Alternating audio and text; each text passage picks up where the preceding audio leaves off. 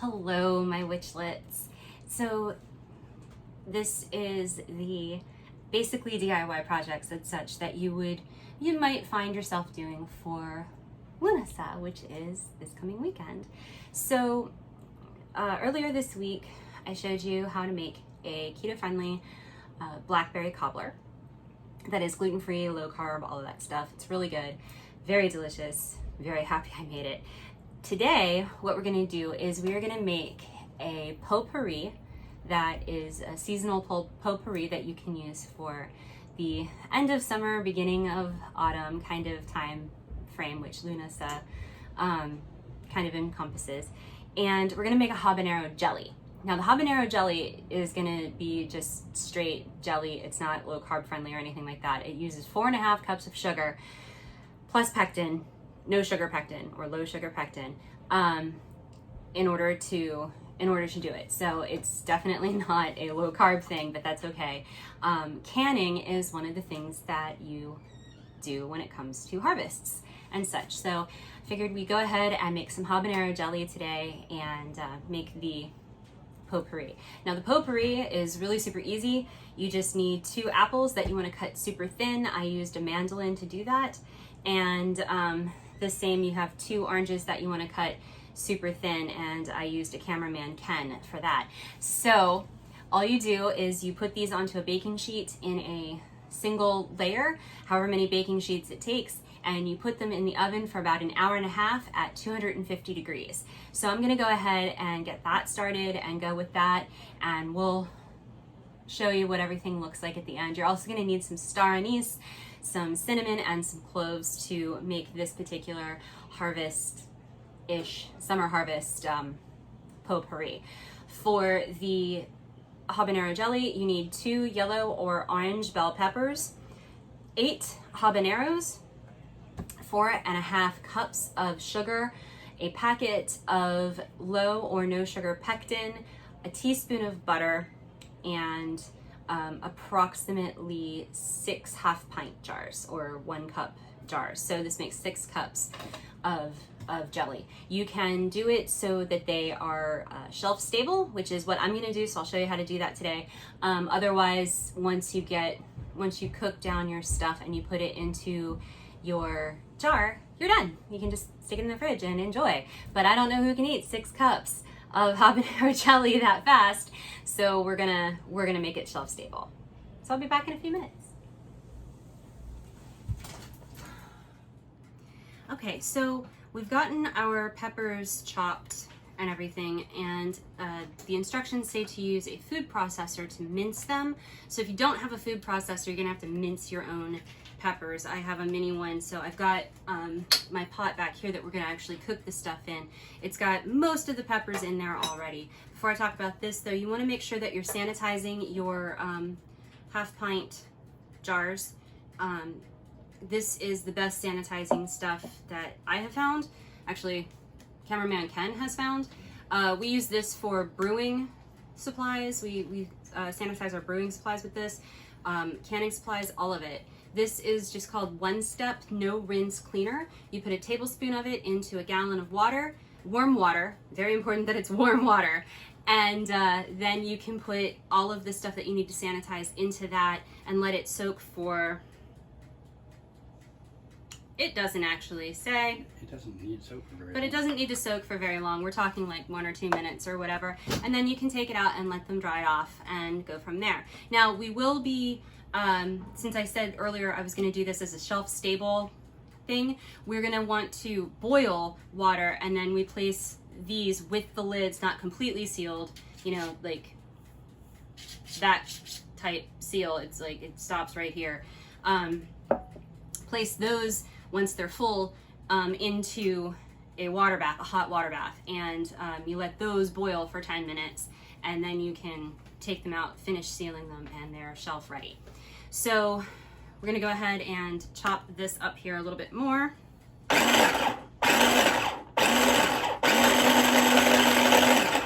This is the interesting content you're here for, I know.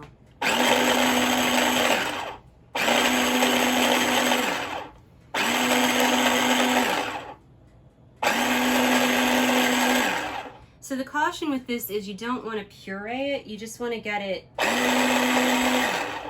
minced, like small pieces. All right, so that's good right there. And see, yep, I can take that out. There. Don't inhale the capsaicin. We do this all the time, I know. Every time I just tear gas myself or pepper spray myself or whatever. So this is what you're looking for, the consistency. You're looking for the tiny pieces like this. So make sure you have your box of 1 packet pectin. This came as a shock to me. This is a packet of pectin. You're gonna need it. But you want the no sugar one, the one that's for no sugar necessary or whatever, no added sugar, because you're gonna use 4.5 cups of sugar in this, and you don't need any more sugar. And you want to make sure, so another reason that I'm doing this with actual sugar is if you use a sugar substitute, it's not going to set up the proper way. Especially, I should say, with the no sugar added pectin, it's very clear in the insert that comes with it that sugar substitutes will not work with that particular pectin because the chemicals don't react properly. They have a fight and it gets really bad, and you know, people walk away with heartbreak and regret. So we want a happy marriage, and so we're going to use regular sugar and the no sugar added pectin. So you want to use white vinegar, which I don't know why I don't have white vinegar, so I'm using white wine vinegar because it's close. The word white's in it and vinegar is in it. So we're gonna go with that, and fight me on that. We're gonna reframe, be back in a second. Okay, so at this point we have all of our 2 yellow bell peppers and our 8 habaneros plus a teaspoon of butter. I'm gonna go ahead and add the white wine vinegar and the, I'm gonna turn this on first. What did it's not tell me. So we're gonna go with medium heat, and we're gonna stir in the pectin. Now, the instructions for this say to stir constantly and bring this to a full rolling boil. So that's what we're gonna do. And this could take some time, so don't be surprised if I say I'll be back in a few minutes because this is really boring. But you're gonna bring this to a full rolling boil. Make sure your butter is melted in here and everything is spread around. Oh, I need salt. You need a pinch of salt too. That's a pinch. All right, now,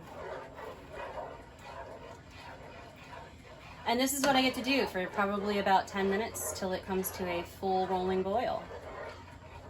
And then we'll add our sugar, and then we'll do all this again. So rather than show you the thrilling life of somebody who is sweating desperately because it's 9,000 degrees outside and it's about 12,000 degrees in the kitchen, I'm gonna go ahead and spare you that, and I'll be back in a couple minutes.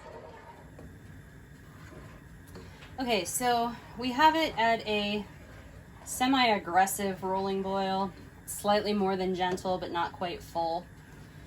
I did turn up the heat a little bit, and also, warning, you will likely mace yourself doing this, because there's capsaicin in habaneros, and that gets airborne and right into your lungs, which you'd think, with all of the spicy food and such that I have made on here, I would learn, but I am not smart. So, all right, this looks like it's full boil. Yeah, probably as good as you're gonna get. Yeah, that's probably what I'm gonna get. So at this point, what we're gonna do is we're gonna add the 4.5 cups of sugar. Good grief, this is heavy. We're gonna add the 4.5 cups of sugar to this and try to stir it at the same time, which I'm using the wrong hands to do this. but that's okay. And we're gonna boil this. We're gonna bring this back up to a full rolling boil for 1 minute. So you wanna get this stirred in quickly.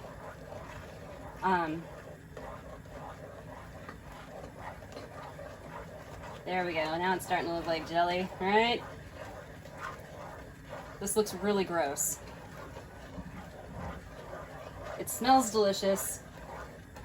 Looks kind of gross. That's okay. I don't know if it's in frame or not, but on the burner next to me here, we have the largest pot that I have that's not in storage right now, trying to get up to a boil to do our heat bath. Once we get this, actually this kind of looks like a marmalade. As I'm doing this here, this looks like an orange marmalade. This is what my marmalade looks like, only instead of peppers and habaneros, it's, you know, oranges. Fun fact, I can't eat marmalade. It makes my tongue go numb. And that's not really ideal for anything. All right, so once this hits rolling boil again for 1 minute, then we'll take it off the heat. We'll take it off the heat. We will skim off any foam that's on top of it, and then we will start the canning process. So I will come back to you at that point because this is going to get painful if I don't stir. Alrighty, so this is good to go. So what we're going to do is I am not going to touch that. I'm going to try not to choke here, but we're going to start filling our... I have a very special talent of being able to be in the way of smoke, no matter where I am. So you want to fill these to within, well, you want to leave a 1/2 inch space at the top, about like that, yeah? Thank you, Cameraman Ken, for verifying, because I can't see. Probably could put a little more in, but you're fine. Then what you're going to do is you're going to have Cameraman Ken hold your funnel, and you're going to take a moistened thank you, paper towel, and you are going to run that around the top lip of your jar to make sure that there's nothing that's going to affect the seal. Then you're going to take your lid and put it on like that, and a ring, and go finger tightened, and that is how you can. And what's going to happen is when this actually comes up to a full boil, we're going to make sure that there's a trivet at the bottom of it, and then these go on top of the trivet, and you leave them to rest in there for 10 minutes, which will make them shelf stable. And that's pretty much the video. I've got 5 more of these to do, so I'm going to go ahead and wrap things up here. If you like what you saw, go ahead and hit that thumbs up button. If you didn't, hit the thumbs down button. Either way, make sure you subscribe and ring that notification button, and we'll see you next time. Just kidding, I'm back, because I forgot we were doing potpourri as well. So, cautionary tale, these 2 trays were on my bottom rack, and you can see that my apples got a bit desiccated because I did not check them like I probably should have, and a couple of my oranges look a little worse for wear. But that's what happens when you try to make habanero jelly while making potpourri. But it's okay, it'll all still work. By the way, the shirt I'm wearing, I love this shirt, and I'm going to tell you why I love this shirt. One of my favorite YouTube channels is called Business Blaze, and it's hosted by a guy named Simon Whistler. He has like 20 different YouTube channels, so I'm sure you just Google Simon Whistler and you'll get a variety of things to watch. But this is his face, and it's just awesome. He doesn't have one yet, but as soon as he releases a shirt that just says allegedly, I will own that one, because that's like my favorite thing. I don't think those oranges are done, because I just checked them like 2 minutes ago and they said no. So what you're gonna do is you're just gonna gather up your fruits here. I have a tray of apples that looks way better, but I figured I'd use the cautionary tale apples. So many shoulda, coulda, wouldas. And you're just gonna mix them into a bowl. You know, and you don't, I mean, you can save them all for yourself. You can give it as gifts, you know, whatever you'd like to do. It's up to you. You do you, boo. I have 2 more trays of this though that I need to mix in here, so I'm only gonna show you what I have prepared right now. Yay, those cooled down enough that I can hold them. So, I mean, this sounds like potpourri to me, which is just awesome because I love potpourri. So the thing with this is, it's not going to give a huge amount of scent during, this is star anise, by the way. It doesn't look very star-like, but I think that's because I only need 1. Okay. I got 2 of them because they seemed like they wouldn't have a lot in it. But, that's very powerful. So you want to use some star anise. You want to use a couple cinnamon sticks, or those look like enough. Just use cinnamon until it's enough. But also use cinnamon that you can actually open the package. Cameraman Ken!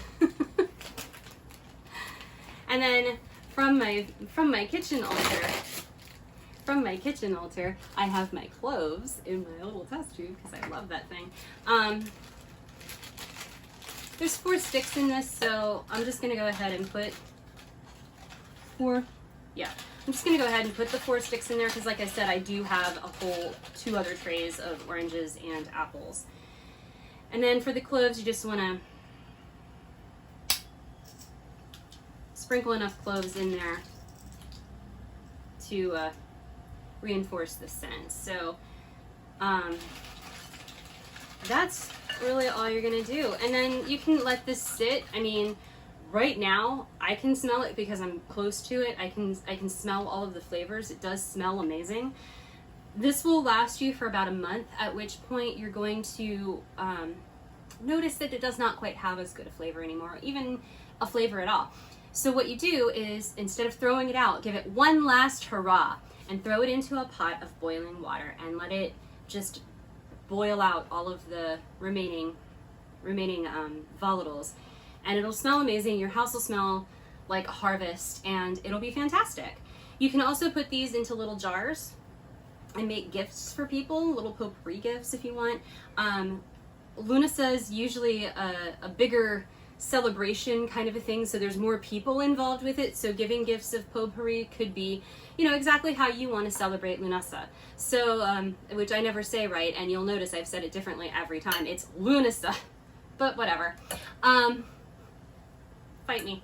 So that's the actual whole video now. So you've seen the jelly and how to do preserved kind of things, and by the way, the jelly is amazing. It is spicy, and it's very good, and yes, you'll enjoy it if you like spicy things. And it's not incredibly sweet. Like, I mean, it was because it was fresh off the stove and, you know, kind of like a syrup, but I can see that as it's going to cool down and everything, that it's not going to be, you know, quite so in your face as it was. And then this, like I said, this just smells amazing even now. So this is a good thing if you have a Lughnasadh altar or whatever. You can put some potpourri on your Lughnasadh altar and, you know, give it as gifts to friends. Alexa, stop. My jars are done in their water bath. So thank you for tuning in and watching. And for real this time, if you did like what you saw, go ahead and hit that like button. If you didn't, hit the dislike button. Leave me a comment either way. How do you celebrate Lughnasadh? Lammas, how do you celebrate this harvest time of year, the first harvest of the year? Let me know in the comments. Make sure that you're subscribed to the channel and you hit the notification button so that you always know when new videos come out. We'll see you next time.